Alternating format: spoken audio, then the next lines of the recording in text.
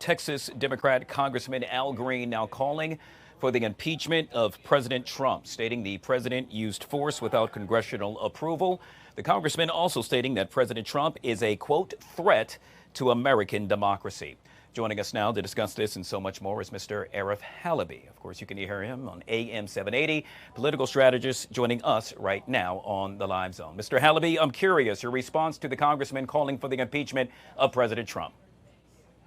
Yeah, well, this is my shocked face guy. 4 months ago, as soon as President Trump was inaugurated, he started calling for the impeachment. He's been a congressman since 2005. President Obama had over 100 strikes without any congressional approval, killing American citizens, by the way, actually putting out more bombs, more disheartened American policy throughout the Middle East. In fact, many Americans really disagreed with President Obama, and Al Green was silent. So he's not a serious person. Nobody takes him seriously. He was the one that was kicked out during President Trump's speech in the House. He's just a person that likes the attention guy. I don't know.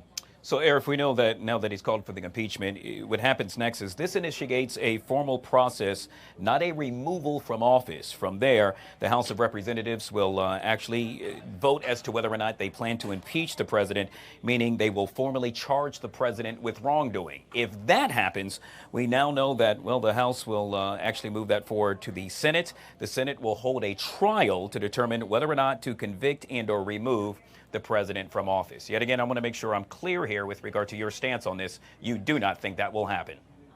It's not even going to get past the round file we call trash can. This is something that's more really blustering and most likely for fundraising.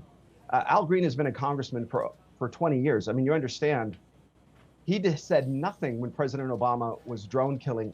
When I say over 100 people, 100 attacks, killing hundreds of people, nobody said anything on the Democrat side.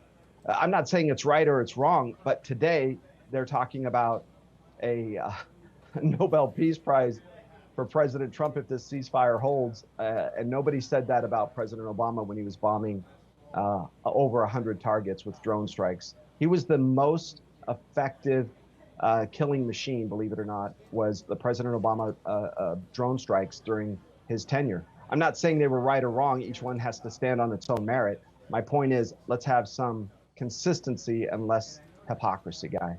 Arif, in just about a minute or so, I got to take this live press conference by House Minority Leader Hakeem Jeffries. It surrounds 3 years of the Dobbs decision. Before we do that, while I have you, your latest take with regard to the chaos, if you will, that continues to unfold in the Middle East between Iran and Israel. Look, I can tell you this. I don't expect there to be zero fighting going forward. They hate each other. Unsure why Iran hates Israel so much. There's lots of speculation in the past, but I can tell you this.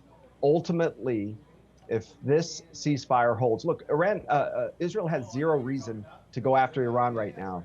They are less than half of their ballistic missiles are still in place, right around 1,000. We need to keep Iran in check. But they also need to have the ability to defend themselves as a nation. So if we wipe out too much of their air force, if Israel kills too many of their leadership, I think you're going to end up with a place that is in disarray.